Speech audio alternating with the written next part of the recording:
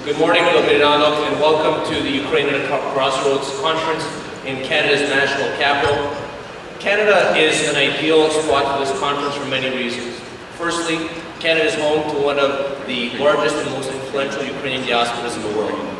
Secondly, Canada has historically enjoyed a special relationship with Ukraine and continues to consider Ukraine a foreign policy priority. Thirdly, Canada's interests in Ukraine are based on values and principles that have been consistent and reliable for decades. These values and principles are objective and free from many other external influences, such as Russian gas or other geopolitical consideration. And finally, Canada is an emerging global power and has demonstrated its commitment to democracy and human rights around the world. As many of you know, the Ukrainian-Canadian Congress brings together and represents the interests of a very large and dynamic community.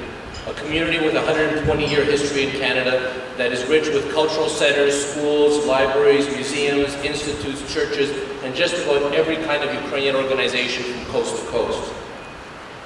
As the Congress, we've represented the interests of our community for over 70 years by uniting the community and speaking with one common voice to government. As the voice for Canada's Ukrainian community, the UCC, together with all its member organizations, published in the fall of 2011, this past fall, a briefing note on the situation in Ukraine, which was presented to parliamentarians and was addressed during the Take Note debate that Parliament held in October of last year. And this briefing note on the situation in Ukraine outlined several key recommendations to the government of Ukraine, and I'll just highlight the top 6. Number 1 is engagement. Any action by the government of by the government of Canada must not result in the isolation of Ukraine. Otherwise, Ukraine will slip back into Russia's sphere of influence, thereby losing its sovereignty. And the strategy should be two-pronged: government to government and support for civil society. Secondly, reviewing the priorities of the Canada-Ukraine relations roadmap signed 2 years ago. Thirdly, a refocus of CEDA's strategy. CEDA should focus on supporting Ukrainian NGOs that establish and strengthen political and civic organization, safeguard elections, and promote citizen participation, openness, and accountability in government. Fourthly, robust election monitoring. Fifth, support for independent media. And sixth, reinstatement of Radio Canada International Ukraine programming. And again, it was very interesting to note that during the parliamentary debates that were held on the situation in Ukraine here in the House of Commons, these 6 points were raised time and time again, and has the full support of Canada's Parliament. And I trust this conference will help us in reevaluating these recommendations, because our vision for this conference really is threefold.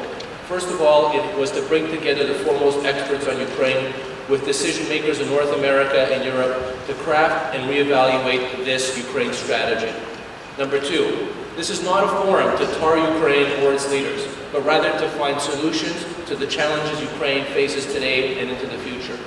And thirdly, our objective is to develop constructive strategies on engaging Ukraine and its people, to ensure Ukraine returns to its democratic trajectory and becomes a beacon for human rights in the region. In conclusion, as a co-organizer and patron of this conference, I'd like to thank the organizing committee and partners for putting together what has shaped up to be the preeminent international symposium on Ukraine.